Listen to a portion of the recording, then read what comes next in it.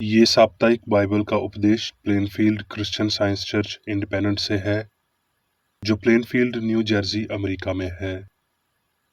अधिक जानकारी के लिए कृपया हमारी वेबसाइट पर जाएं www.plainfieldcs.com। आपके अध्ययन के लिए ये पाठ रविवार 1 सितंबर 2024 के लिए है।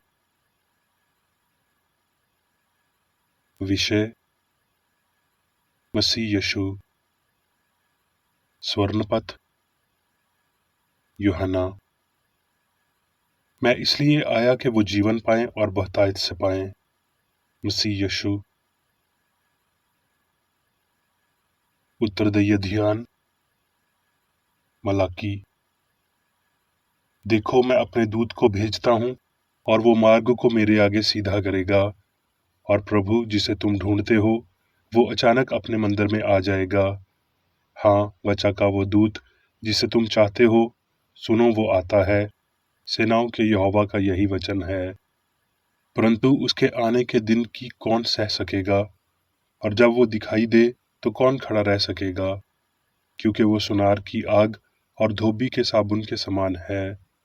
वो रुपये का ताने वाला और शुद्ध करने वाला बनेगा, और लावियों को शुद्ध करेगा और उनको सोने के रुपये के नियन निर्मल करेगा। तब वो यहोवा की भींट धाम से चढ़ाएंगे।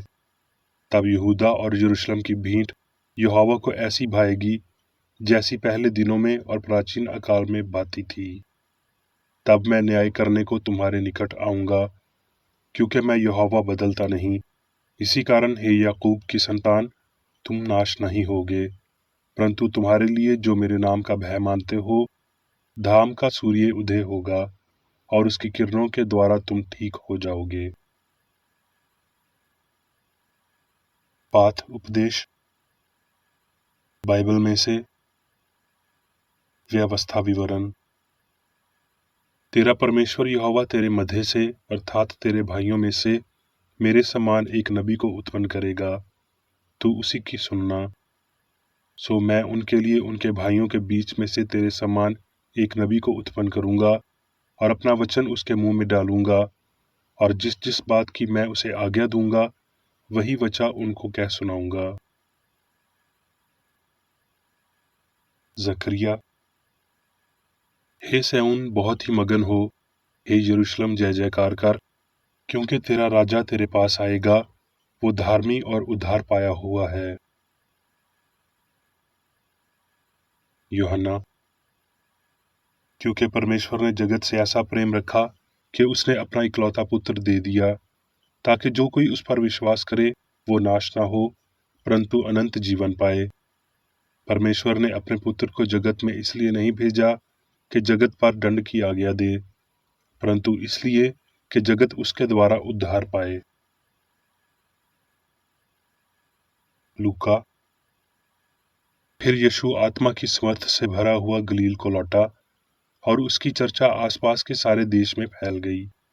और वो नासरत में आया, जहां वो पाला पोसा गया था, और अपनी रीति के अनुसार सब्बत के दिन आराधनालय में जाकर पढ़ने के लिए खड़ा हुआ। यशाया भविष्यद्वक्ता की पुस्तक उसे दी गई, और उसने पुस्तक खोलकर वो जगह निकाली जहां ये लिखा था कि प्रभु का आत्मा मुझ पर है, इसलिए उसने कंगालों को सुसमाचार सुनाने के लिए मेरा अभिषेक किया है, और मुझे इसलिए भेजा है कि बिंधुओं को छुटकारे का और अंधों को दृष्टि पाने का सुसमाचार प्रचार करूं, और कुचले हुओं को छुड़ाऊं, और प्रभु के प्रसन्न रहने के वर्ष का प्रचार करूं। तब उसने पुस्तक बंद करके सेवक के हाथ में दे दी और बैठ गया, और आराधनालय में सबकी आंखें उस पर लगी थीं। तब वो उनसे कहने लगा कि आज ही ये लेख तुम्हारे सामने पूरा हुआ है। लूका। थोड़े दिन के बाद वो नाइन नाम के एक नगर को गया, और उसके चेले और एक बड़ी भीड़ उसके साथ जा रही थी। जब वो नगर के फाटक के पास पहुंचा तो देखो, लोग एक मुर्दे को बाहर लिए जा रहे थे, जो अपनी माँ का इकलौता पुत्र था, और वो विधवा थी, और नगर के बहुत से लोग उसके साथ थे। उसे देखकर प्रभु को तरस आया और उससे कहा, मत रो। तब उसने पास आकर अर्थी को छुआ, और उठाने वाले ठहर गए। तब उसने कहा, हे जवान, मैं तुझसे कहता हूँ, उठ। तब वो मुर्दा उठ बैठा और बोलने लगा, और उसने उसे उसकी माँ को सौंप दिया। इससे सब पर भय छा गया, और वो परमेश्वर की बड़ाई करके कहने लगे कि हमारे बीच में एक बड़ा भविष्य अद्विकता उठा है, और परमेश्वर ने अपने लोगों पर कृपा दृष्टि की है। मरकस। और वो आराधनालय में फिर गया, और वहां एक मनुष्य था जिसका हाथ सूख गया था, और वो उस पर दोष लगाने के लिए उसकी घात में लगे हुए थे कि देखें वो सब्बत के दिन में उसे ठीक करता है कि नहीं। उसने सूखे हाथ वाले मनुष्य से कहा, बीच में खड़ा हो, और उनसे कहा, या सब्बत के दिन भला करना उचित है या बुरा करना, प्राण को बचाना या मारना?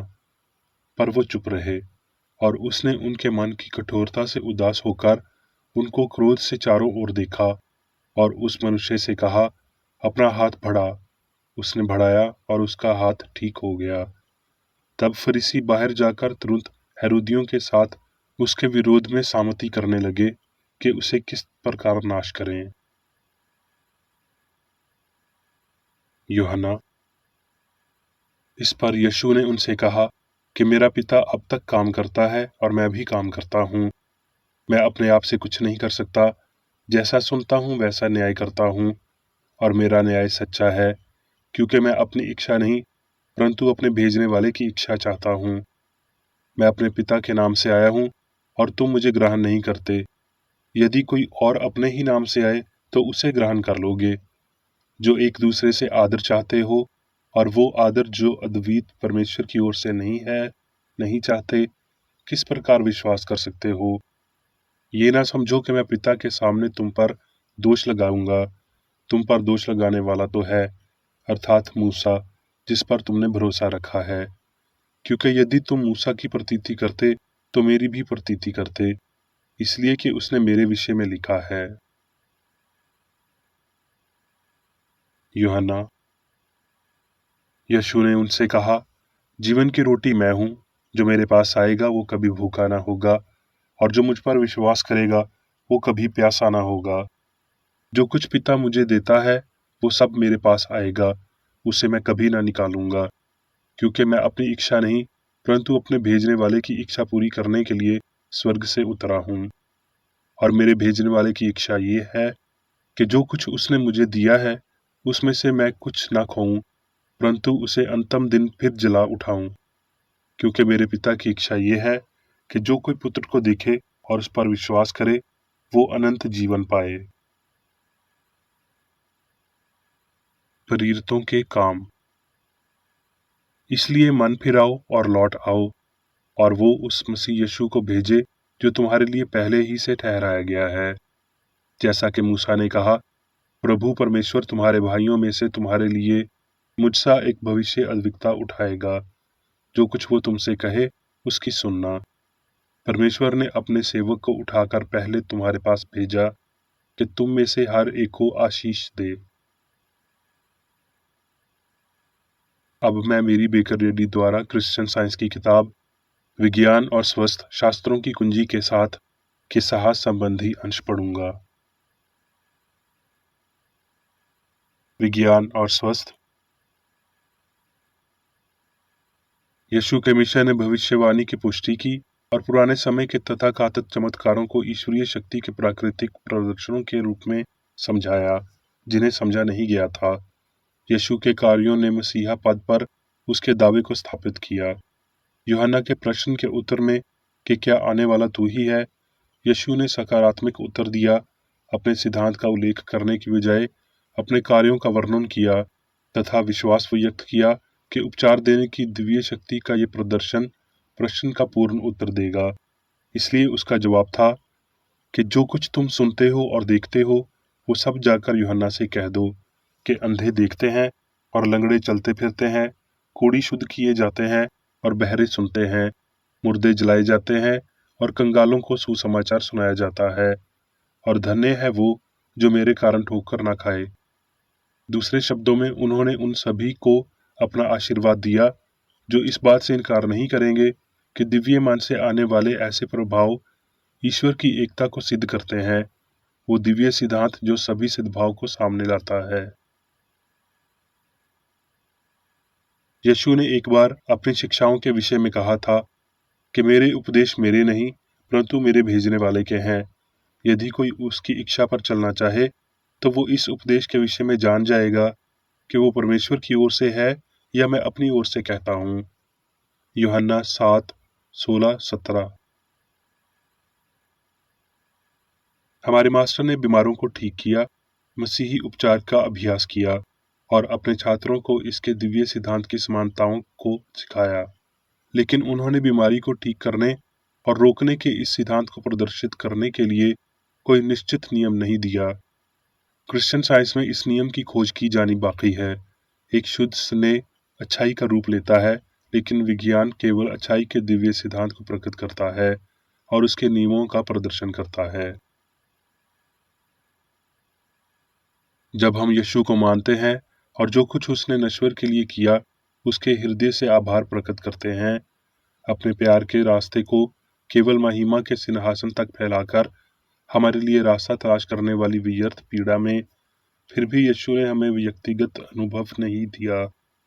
अगर हम उसकी आज्ञाओं का ईमानदारी से पालन करें और सभी ने अपने प्रेम के प्रदर्शन के अनुपात में पीने के लिए दुखड़ प्रयास किए, जब तक सभी दिव्य प्रेम के माध्यम से मुक्त नहीं हो जाते। मसीह आत्मा था जिससे यीशु ने अपने बयानों में निहित किया था, मार्ग और सच्चाई और जीवन मैं ही हूँ, मैं और पिता एक हैं। ये मसीह या यीशु की दिव्यता उसकी दिव्य प्रकृति थी जो उसे अनुप्रांति करती थी। ईश्वरी सत्य, जीवन और प्रेम ने पाप, बीमारी और मृत्यु पर यीशु को अधिकार दिया।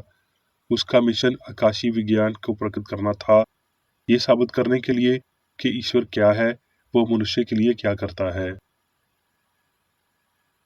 हमारे मास्टर ने कोई विचार, सिद्धांत या विश्वासन नहीं सिखाया।